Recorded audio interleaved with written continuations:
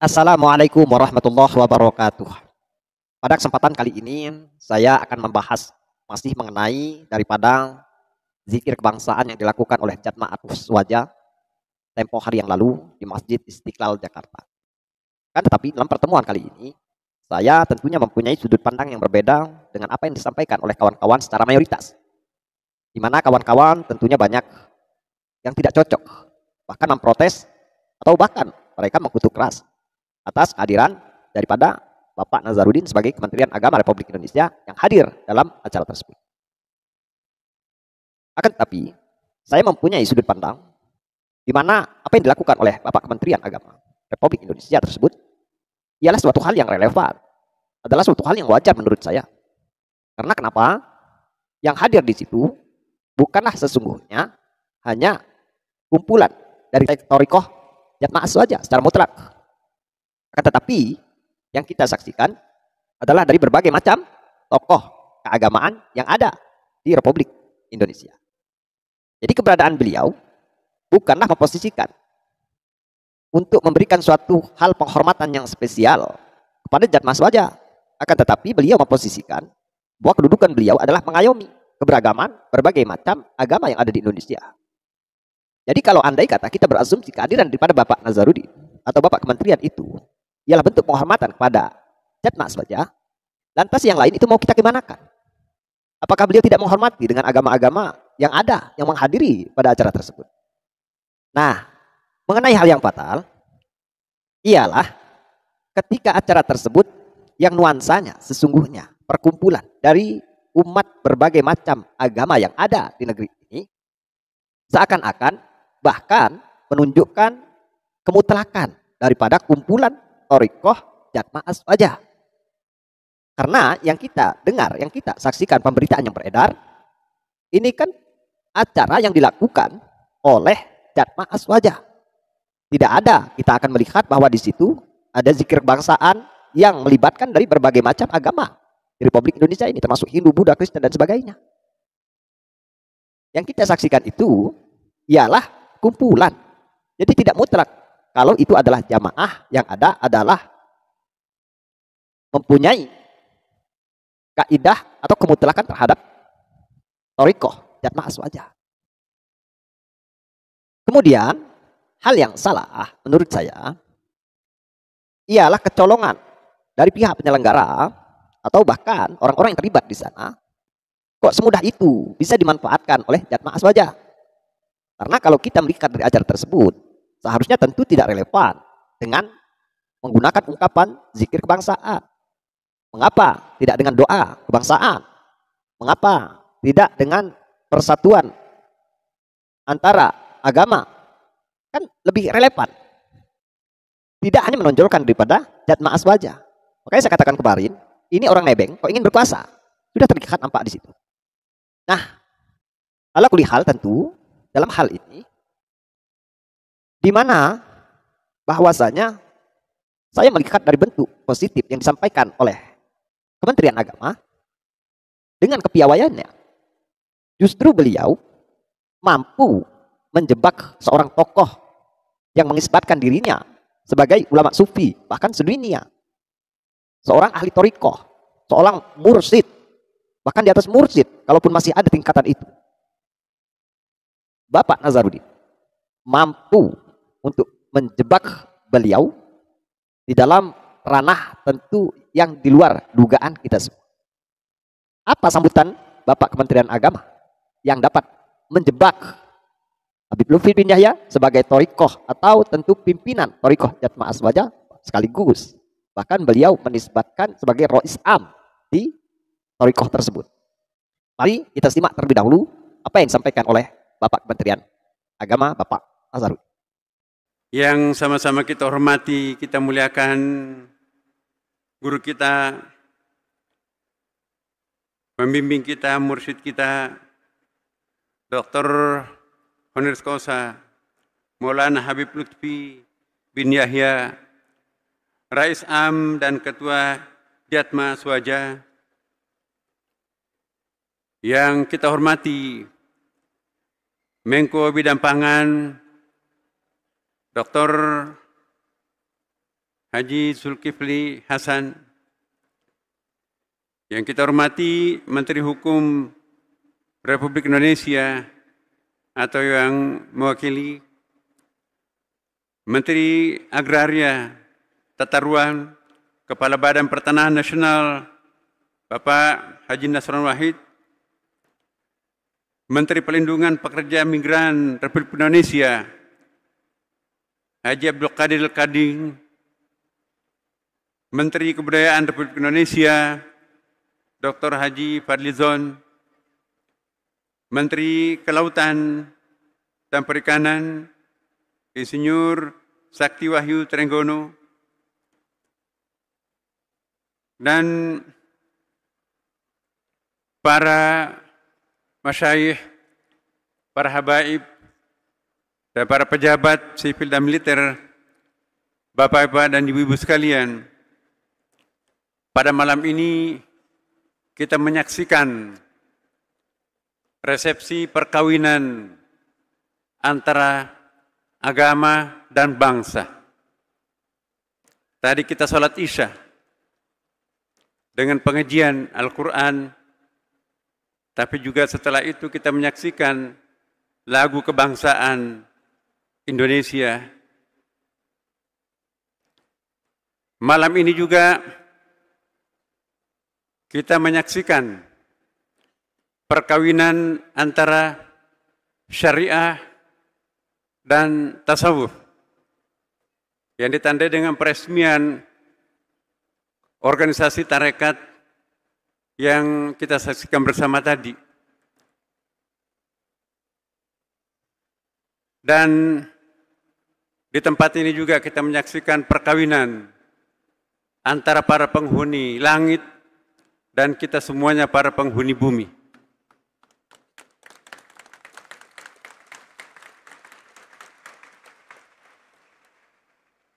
Bapak Ibu sekalian, man tafaqqah wa lam yatafaqqah faqad tafassak. Wa man tasawwafa wa lam yatafaqqah faqad tazandaq.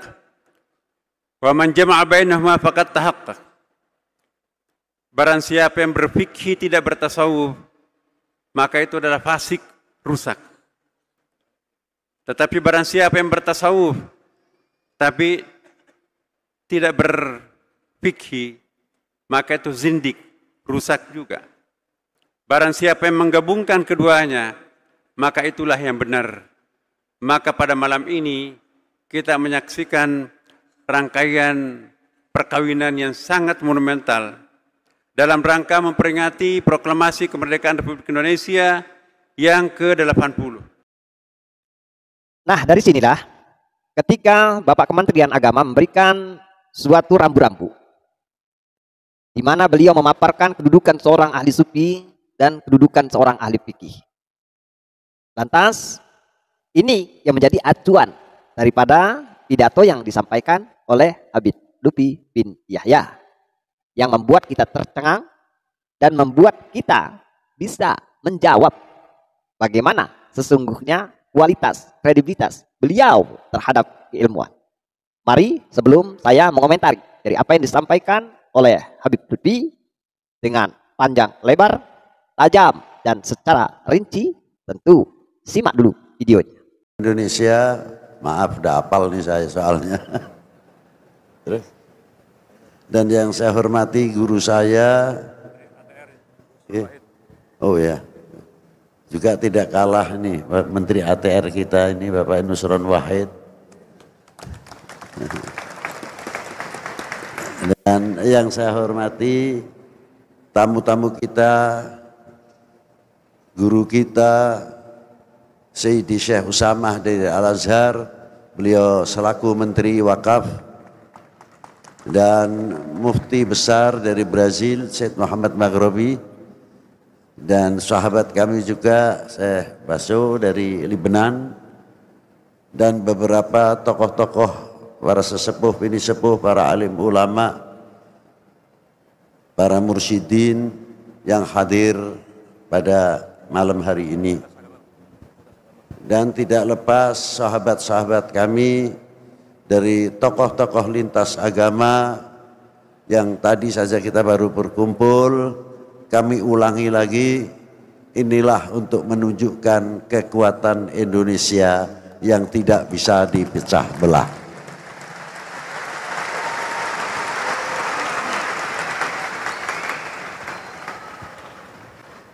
Hadirin wal hadirat rahimakumullah,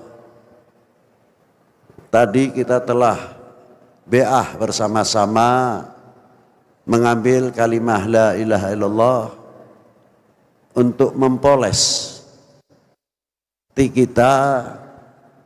Kita sudah dibiasakan entah itu dari wudhu ataupun dari cuci muka sampai mandi untuk menghilangkan segala kotoran-kotoran apa yang ada di dalam dohir kita. Itu tidak terlepas. Yang kita tanya, secara dunia tarekah mengajarkan, wudhu kita ini telah membuahkan apa? Mata kita itu kan selalu tercuci walaupun tidak menjadi rukun dalam wudhu. Tapi bagian muka ini tercuci semuanya sampai mulut. Kalau kita bisa menjaga hasil wudhu, mata ini tidak akan melihat satu aib. Untuk membuka aibnya saudara sendiri, aibnya umat, aibnya bangsa, mata ini akan menjaga dari hal-hal itu. Mulut kita juga sama. Mulut kita karena sering terkena air wudhu juga terjaga dari omongan-omongan yang akan mengadu domba antar umat, yang akan mengadu domba bangsa ini, sehingga timbul satu perpecahan-perpecahan yang hingga menggoyahkan NKRI. Apabila kita mau menteladani, mempelajari hikmah daripada wudhu sampai ke telinga, yang sering kita menjadi rukun dalam wudhu, membasuh kedua telinga. Telinga itu pun akan mempunyai filter yang luar biasa, tidak mudah menerima hoax, menerima lain-lain yang berdampak akibat memecah belah umat atau memecah belah bangsa. Nah, setelah kita mendengar apa yang dipaparkan oleh Habib Lutfi bin Yahya, dan itu tentu banyak sekali tanggapan, respon dari orang-orang, ya termasuk yang paling keras adalah yang kontra terhadap Habib Ba'alawi. Hal ini terjadi jelas indikasinya karena Bapak Lutfi bin Yahya ini terpancing dengan apa yang disampaikan oleh Bapak Kementerian Agama, Bapak Nazarudin. Karena beliau jelas di situ menyinggung bahwa barang siapa yang bertasawuf tidak ahli dalam fikih, tidak bisa dalam fikih, maka rusak. Begitu pula sebaliknya. Kalau seseorang fikih yang tidak bertasawuf, maka dikatakan zindik atau sama saja, rusak. Dan ditegaskan juga oleh Bapak Nazarudin, yang relevan sebaiknya itu adalah kedua-duanya. Orang yang ahli tasawuf, maka dia juga tentu orang yang ahli dalam ilmu fikih. Disinilah Bapak Lutfi bin Yahya ini terjebak dalam pidatonya atau ceramahnya. Beliau mengkombinasikan seakan-akan beliau itu ingin dilihat bahwa dia ialah orang yang mempunyai kriteria di mana sudah ahli tasawuf dan juga ahli dalam ilmu fikih. Tapi fatalnya, sekali lagi, ilmu itu tidak bisa direkayasa. Ya kalau tidak tahu ya tidak tahu, kalau tidak paham ya tidak paham. Sehingga masa iya pelajaran sekelas ibtidah, bahkan paling maksimal itu adalah sanami, bisa fatal seseorang yang mengaku sebagai guru besar. Ini suatu hal yang mustahilan, terkecuali memang beliau itu tidak mempunyai pengetahuannya. Dan ini fenomena bukan hanya terjadi sekali atau dua kali di dalam video-video beliau. Banyak sekali kesalahan-kesalahan kalau kita mau teliti di dalam berbagai macam video-video beliau di lain waktu dan di lain tentunya acara. Bagaimana juga pernah saya mendengar bahwa mengatakan Allah bersabda, ya tanda kutip. Jadi sabda ini adalah kata kholik ataukah kata dari makhluk yang layak tentu. Sehingga asing bagi saya mendengar ketika Allah bersabda. Harusnya kalau ketika Rasulullah bersabda, ini wajar. Inilah tentu fenomena yang menarik, yang banyak sekali kawan-kawan kritik, di mana yang jelas bahwa Bapak Lutfi bin Yahya ini ingin dianggap bahwa beliau itu mumpuni kedua-duanya. Kan tetapi kenyataannya ketika beliau menjelaskan tentang fikih, di mana telinga itu termasuk daripada rukun wudu, ini membelalakkan kita semua. Dan ada lagi yang menarik, ini masih ditutup-tutupi, dibela oleh para muhibbin. Dengan dia tentu mengambil lagi atau menarik lagi bahwa sebelum beliau membahas tentang daripada kuping, dia membahas mata terlebih dahulu, bukan daripada bagian dari rukun. Dia menjelaskan itu, dipelintir, dipoles sedemikian rupa. Inilah muhibbin akut. Di mana kesalahan itu bukan dikatakan salah, tetapi masih dibela, masih diluruskan.